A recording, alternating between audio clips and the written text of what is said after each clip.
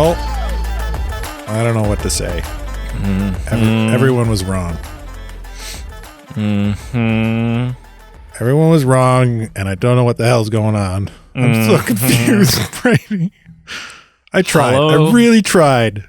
Hello and welcome to the Movie Men podcast. It's the B team, and I'm Carl, and I'm sad. And I'm Brady, and I'm kind of pissed off. I'm confused. I'm so confused. First of all, let's just get this out of the way. Let's just say, okay, well, first of all, we're here reviewing and talking about the season finale of season 3 of The Mandalorian on Disney+. 33 minutes. 33 flipping minutes was the length of this episode. Once you remove the intro Star Wars shit and the credits and whatever else, 33 minutes. How do you wrap up all of the story that you've kind of thrown out and not really given us a whole lot of direction on in 33 minutes? I don't know. Not well is the answer. I mean, they did it in a very fast-paced, fun way. Mm-hmm. Yeah, man. Okay, so let's dive in and talk about all of the things. Literally, it felt like the approach to this season finale was twofold. Number one, we've addressed some storylines, or we've introduced some storylines, and so we better wrap those up real quick. Like let's just wrap them up and not even really pay much attention to them, and it'll just kind of be like stuff that has been important up until this point is now just going to be kind of a blink and you miss it type of thing. I.e., I'm sorry, the Darksabers just destroyed now? Like, it's been this big, important MacGuffin. Yeah. Since the end of season 1? No, partway through season 2? Well, I mean, technically since the Clone Wars TV show. Well, but I mean, as far as this series for this show, since the end of the first season. Yeah. The Darksaber. Ooh, it's important, and it holds the key to, black. Whatever. Yeah. Oh, no. Turns out it's made of cheap plastic because all he had to do was squeeze it, and the whole thing friggin' breaks, and the only follow-up, literally the only time it's addressed again in this episode is the Darksaber's gone now. Ha ha ha ha ha. What, Mandalorians are nothing without their trinkets? What? Like, I don't have a problem with them destroying it. Because I think it could create it. It's an interesting dynamic. Like, okay, what's going to come out of this? Now maybe there's a power struggle. Now maybe there's, whatever. But it was just such an anticlimactic throwaway moment. Yeah. Like, why? Why do that? Also, and I mean, maybe there's still more layers to this, and maybe there's not. I don't know, but I'm sorry. All of this cloning bullshit that we've been talking about isn't directly, like, maybe it's loosely connected to, maybe there's like a further end game that's going to happen. It's not about cloning Palpatine. Yeah. It's just about cloning Moff Gideon into some version of Moff Gideon that has the Force? What the shit? Moff Gideon is just like his own power-hungry warlord, essentially. He is literally, like, he's not really working towards the greater good of the Empire like the rest of that council is. Although I imagine the rest of that council is just as infighting and caring less about each other as he is. But probably. Yeah. Man. But the cloning, this whole cloning is just about 12 Moff Gideons that are Force sensitive. Yeah. Oh man. The shit? And not only that, we only find out that from the beginning of this whole series that they're Moff Gideons right now. We find out in this episode, and as soon as we find out, they're all destroyed. They're destroyed immediately by a few button pushes, and that's it. Yep. Oh, don't push that button. Just as quickly as it was revealed, they are gone. Yep. Like I think it's fair to say, and I'm fine with standing up for that, how I've been kind of staunchly for this season. But this, as a finale, you got burned. It's hard to stand behind it. It is. Like, I will stand behind it a little bit because it was still fun. They still did some really cool stuff. But yeah, like so much of it, like was like the rug pulled out from underneath you. Yeah. You've been a fearless defender, and it's almost like Lucasfilm looked at you and they're like, haha, you've got egg on your face. Like, man, yeah, I don't know. The other, like, the last episode was called Spies, plural, Spies.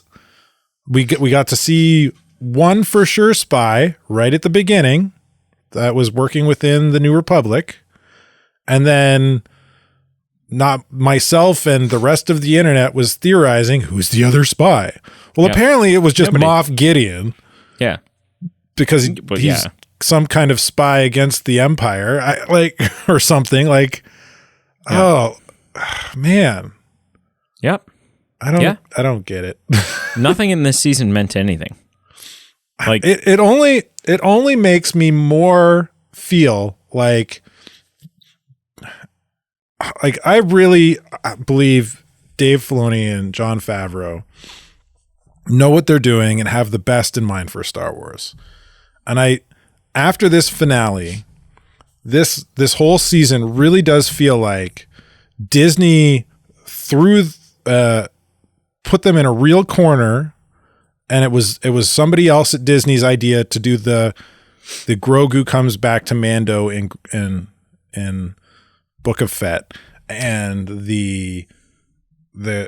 so them trying to work around that and also work around storylines that they had planned that were in the Rangers of the Republic. So like these two curveballs that weren't ever part of their original story beats, they're now having to try and work into this season that weren't supposed to be there. That's what this whole season, like I look at this season and I just feel like they're trying to tell their story, but they've got these two curveballs they have to deal with to tell it. That's I don't know. That's me giving them the benefit of the doubt, because I believe in them and what they have done and what they plan to do. And I feel like this season was kind of like, okay, it was kind of like them. They haven't said this. This is me theorizing, people. This is that them saying, okay, Star Wars fans, this isn't going to be a fun ride for this season.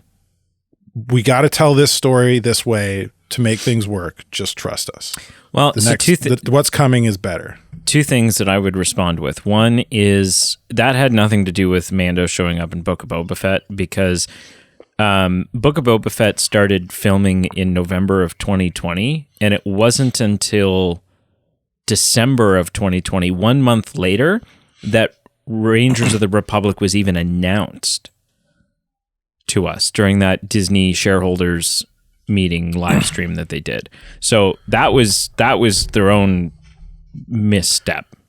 But my question then would be, okay, let's say, so I mean, but they would have had a narrative planned before those were like, yes, well, but what they're behind the scenes. They were announced to us, but behind the scenes, they know what Rangers of the Republic's going to do. They're going to play off it. But what I'm saying is, like, unless 1 month later, and I it's possible, but I think it's not a logical assumption, unless within 1 month of them announcing it, they had completely scrapped it and were struggling to figure out, okay, where can we plop this and where can we plop that, and how will it affect season 3 of this, and how will it then I don't think the canceling of Rangers of the Republic is why those Mando storylines happened in Book of Boba Fett.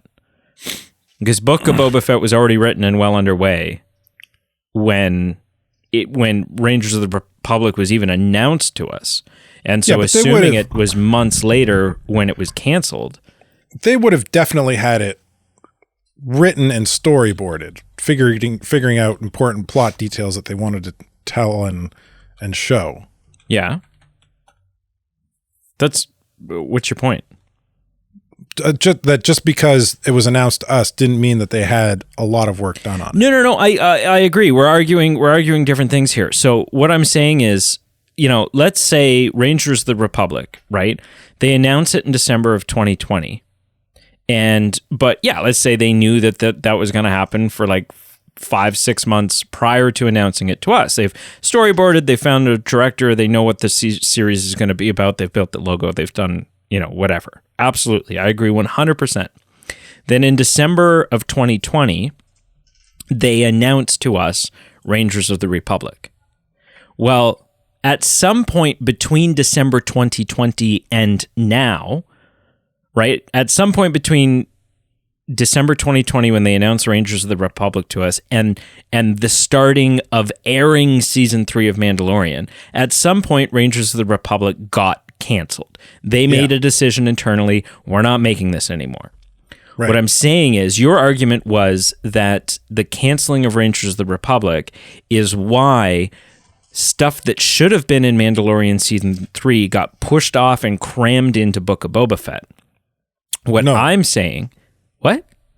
That's not what I'm saying. But you did say that. You said that's why Grogu coming back to Mandalorian was put into... No, there's two issues here.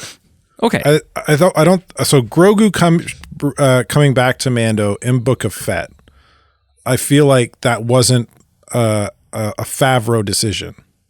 That was an exec or somebody else in who's got leverage beyond Favreau and Filoni, saying, but unrelated Grogu's got to come back. And then there's a second issue. To Rangers of the Republic? There's a second issue of Rangers of the Republic and important storylines that were going to be told. I thought you were saying that both were now of those... not being told, but now the only place to tell them to make what's coming make sense is Mandalorian. Right. Okay. I thought you were saying that both of those were that in order to make room in Mandalorian, they took the Grogu stuff and threw it into Book of Boba Fett. Yeah. What I'm saying, so what I'm saying is Favreau and Filoni intended Grogu to reunite in season 3. Somebody else above them pulled strings and made it happen in Fett. Right. And but unrelated to Rangers of the Republic. Rangers of the Republic. And then Rangers of the Republic was canceled, but there were important stories that needed to be told, like the Coruscant stuff and probably some of the stuff with Moff Gideon that they were going to tell in Rangers, but now because it's important to season 3 and what's coming, they still need to tell them.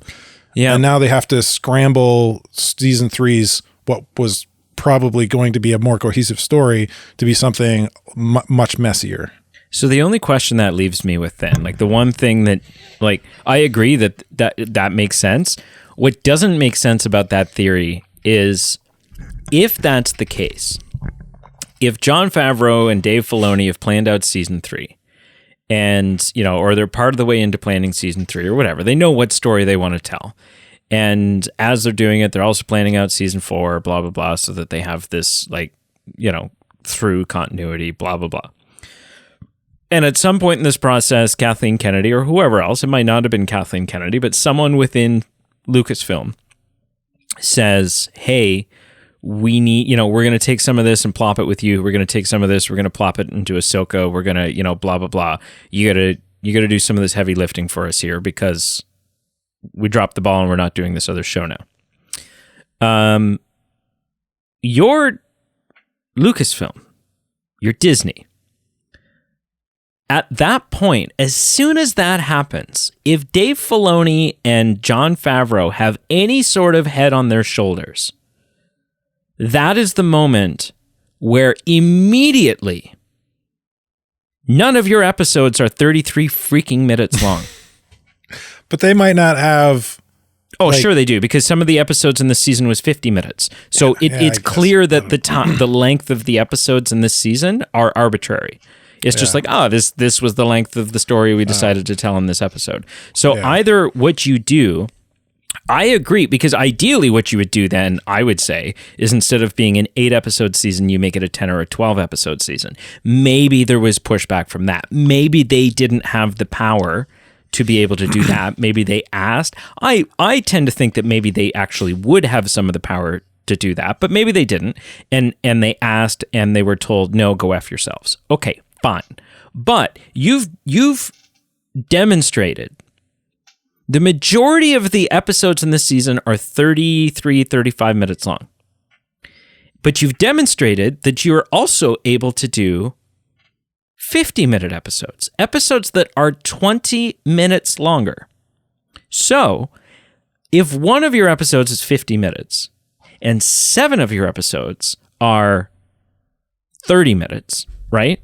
Just for easy math. I know it's not completely on the nose accurate, but for easy math, then that means you have 7 episodes worth of 20-minute extras that you're leaving on the floor, which for those following at home is almost 2.5 hours more of season 3 that you're just choosing not to do by giving us 30-minute episodes. And I guarantee you, whatever story they needed to cram in and make a part of it and blah, blah, blah, especially if they're going to offload some of it onto Ahsoka or whatever, if you had to like strip away the fluff and just do the exposition and get the story told, that extra 2.5 hours, more than enough time. More than enough time. If it's not more than enough time, if you can tell an entire movie in 90 minutes, this is an hour longer. If you can't take the important details, make all your episodes 50 minutes, that gives you an extra 2.5 hours. If you can't tell that extra story in that 2.5 hours, you don't deserve to be in this industry. Yeah, you can't work in this industry. The only rebuttal to that I can possibly give is that they didn't have, like you're saying they had that ability. I think it's just as feasible to say that whatever, like I've mentioned before that that I have heard rumors and different pundits talk about animosity within the Lucas camp, and they're kind of being two teams. And if there is any truth to that, which it for me looking at it, it definitely feels like, I feel like, like it's possible, just as possible to say that they were handicapped with time length, as much as you're saying that they're not. But then that creates the new question for me is like, so what's with the arbitrariness of it? Like, why is episode? Why one? Yeah, like I don't know. Is maybe episode 3? Maybe they were told they could have one episode that's long. I don't know. Yeah, like, I don't know. It's that kind of behind the scenes stuff that we can only speculate. But yeah, man, yeah. Regardless, this, as much as I liked this season, it was definitely messy. Yep. Especially with this finale. Yep.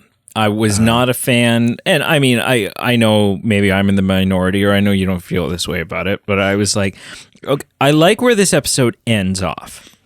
I like that Din is on whatever that planet is, Navarro. Tatooine.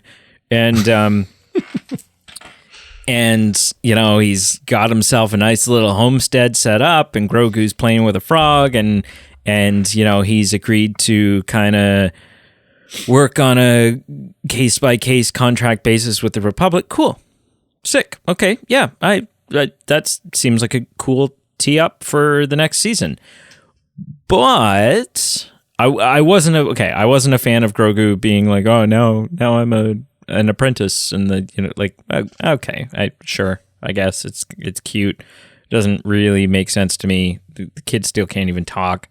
Can't take the creed, in your little religious cult thing. But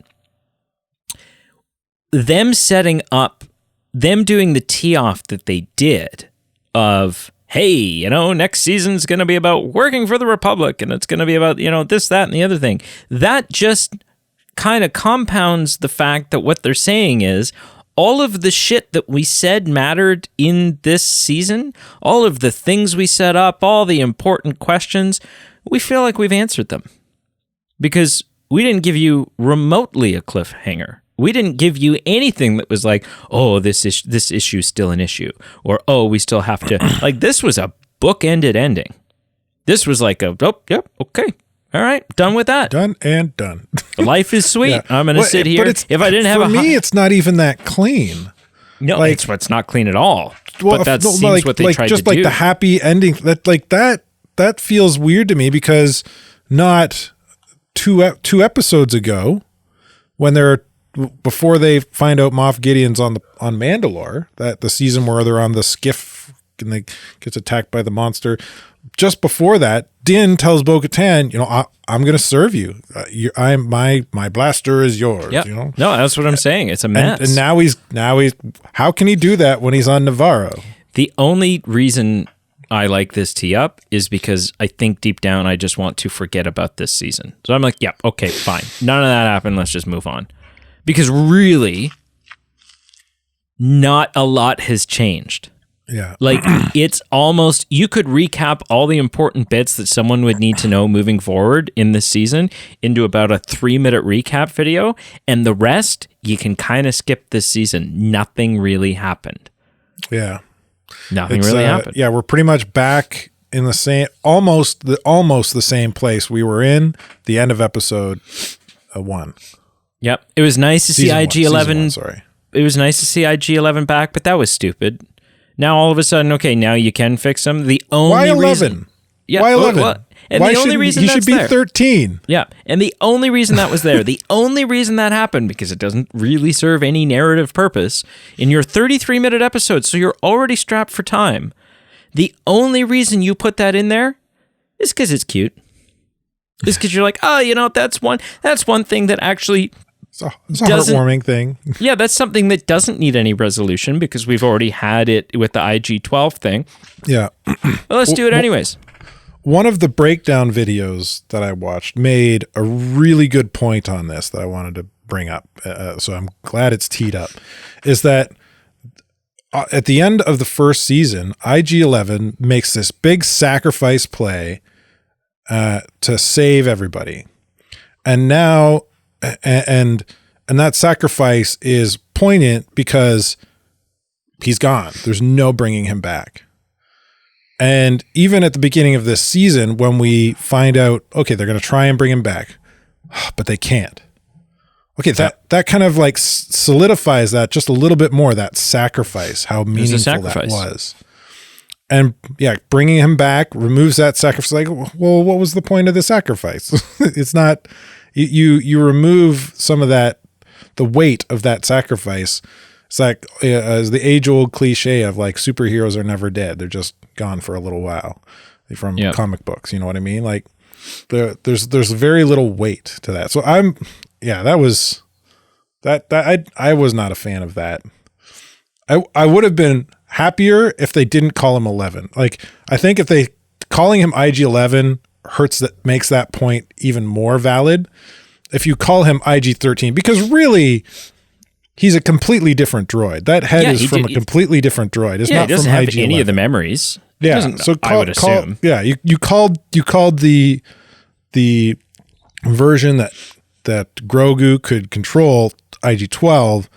This logically should have been IG-13. It's a different droid. It's a different machine. Yeah.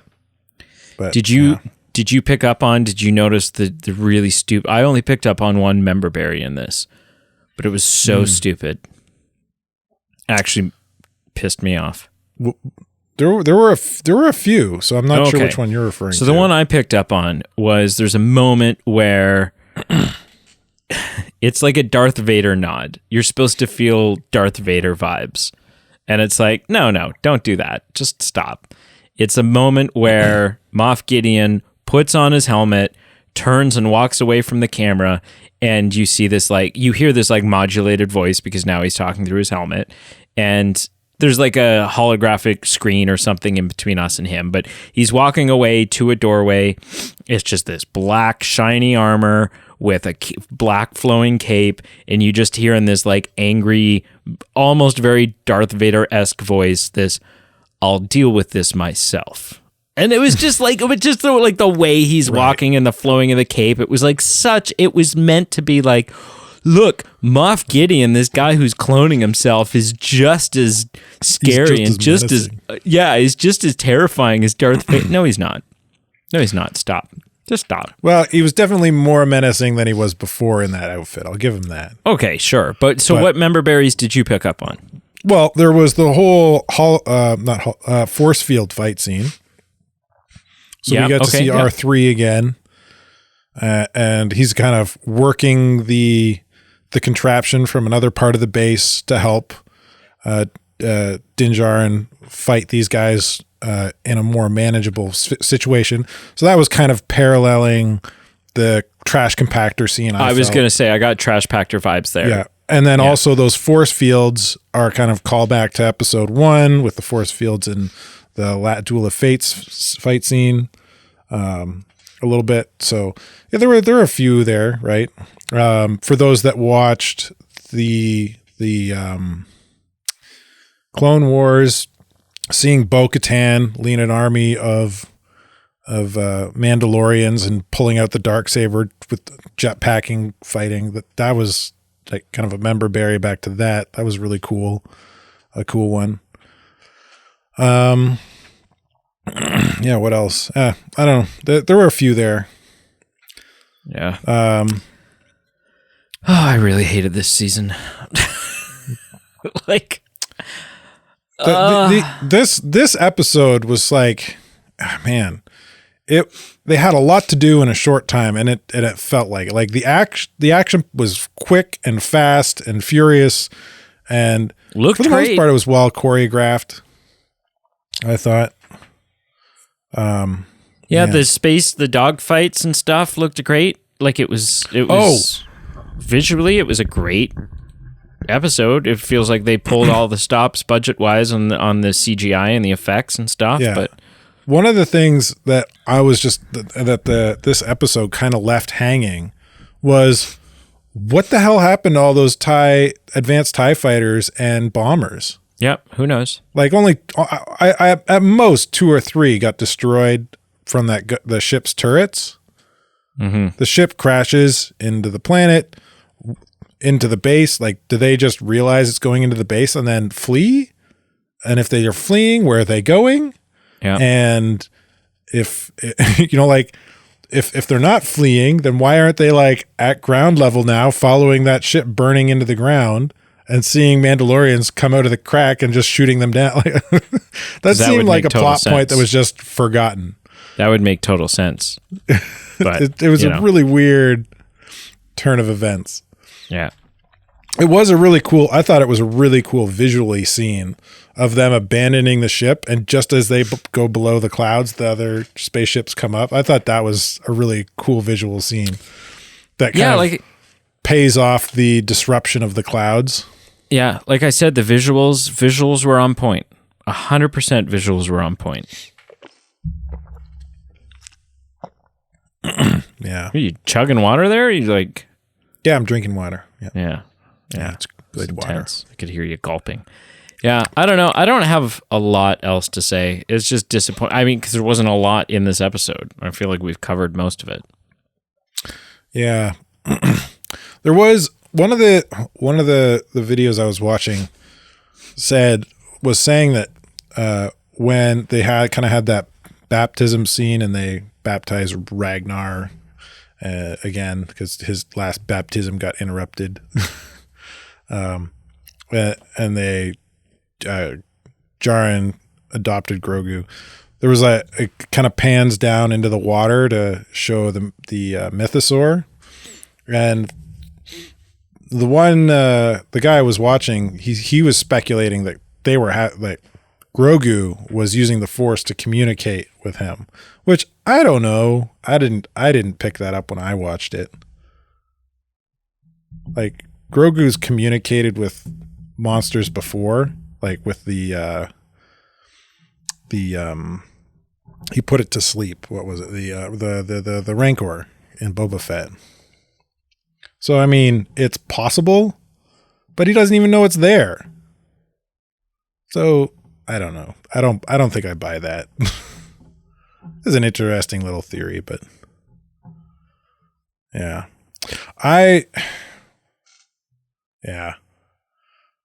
Overall, this episode was, definitely kind of a letdown, but at the same time, I'm hopeful that moving forward, things are going to be cleaner.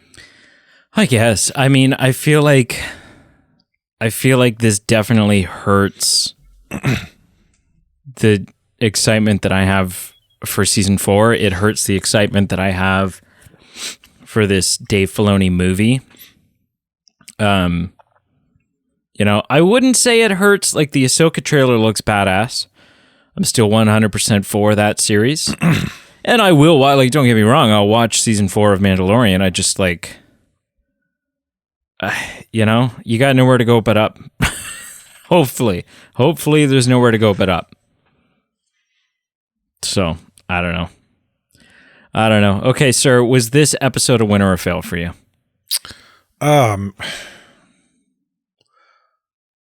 Yeah. So when my first initial thoughts when this season wrapped up, watching this episode I was confused. I was like, I didn't know how to feel confused. I felt a little disappointed. I also felt like, there was some really cool stuff that happened. But ultimately, I was confused about how to feel. I rewatched a second time. And the second time viewing it, knowing where it was going, it felt a little better. But still, thinking about this question, I don't know. I still don't know. And I think I still don't know how I feel about this episode because I don't know where it's going now. Right. I don't, and it's not going where I thought it would go. Mm-hmm. And it didn't wrap up the way I thought it would wrap up, I guess. So, yeah, I guess ultimately I would have to rate this episode specifically, maybe in terms of a win or a fail, is neither. It's somewhere in the middle. Right. It's a meh. Yeah. Yeah. There are reasons I want to give it a win, and there are reasons I have to give it a fail. So it's got to be in the middle for me. Okay. Now, what about you? Win it's or a fail? That's a fail. Big old fail. Big old F. Big stinky steaming pile of fail. Yeah. Big old F that later Dave Filoni will turn into an A before he gives it to his mom. It took me a second. I was like, what? Where are we going? Yeah. No, just garbage. Just garbage. Yeah, you done me dirty. You done me dirty. And I feel less burned by it because I was already in the this sucks camp. But you definitely, you were let down by the team you have been pretty faithfully defending. Yeah. Yeah. Yeah. I don't, and as far as especially going from last episode to this episode, I think I was also burned by my sort of tradition of watching breakdown videos, because a lot of these breakdown videos do a lot of speculating about what's coming. Right. Which I like. I enjoy that a bit. So I think kind of joining in on that speculation and buying into some of these ideas kind of, and then nothing even close to happening. A lot of times what they speculate doesn't happen, but usually they're kind of something close to or on the mark happens. Mm-hmm. So the whole spies thing, even though they may have missed the mark on a spy, traditionally somebody else is the spy, just not who they thought. Mm-hmm. But yeah, just everything was a complete miss. So that, I think that also burned me as kind of the theorizing and the the internet of fandom kind of joining in on that, built it up to something that it couldn't possibly meet potentially. Yeah. With what they had to do. So, yeah. So then the big question is season 3 of The Mandalorian on a scale of 0 to 10. On a scale of 0 to 10, I would give it a 7, I think. I think as a whole, taken as a whole product, I think it's all right. It starts off with a Din Djarin redemption arc that turns into a Mandalorians kind of redeeming their homeworld arc, like a larger redemption, and all that kind of pays off. But there's a bunch of stuff in the middle there that kind of brings it down a little bit. So, yeah, I give it a 7. Okay. And out of 10, what would your person sitting beside you give it? I don't have anyone sitting beside me. Okay, what would you give it? I gave it a 4. I thought long and hard about this, and yeah, ultimately I went with a 4. It's not good. It's just really not good. And it let me down in just about almost every way that I think I could have been let down by it. Yeah, harsh. Really burned. Really burned. Not happy at all. So, yeah. All right, well, that's it. That's season 3. Season 3's done. Yeah. To hell with that. Another pop culture TV show in the books. I think the next time we do a show episode by episode, I think it's Secret Invasion. So we'll be flipping the script over to Marvel. Ooh. So. Unless we find out you're a Skrull, in which case I quit. Well, okay, but hang on. Nick Fury was a Skrull for like a really, really long time, and we're all still like, oh, Nick Fury's badass. You know? I don't know. We'll find out. Yeah. Check out our Facebook, Instagram, and Twitter, all listed down below. Our Patreon is a great way to get fun little content nuggets, as well as supporting the show for as little as $1 a month. You also get increased voting power when we post votes. You get to choose what movie Pete and I are going to watch and review next. So that's worth it. And merch. Water bottles. Bazookas. Hang gliders. We got hang gliders now? Yeah, why not? Sure. I don't know. Sweet. You won't know unless you go to the merch page and check it out. And until we reconvene next time to talk about some movie news and all the other good things in life, I don't even know. Star Wars, come on. I just want to quite the way. I kind of want to just force choke some people right now. Yeah, something's happening over there, and it ain't quite kosher. And it smells like shit. Yeah.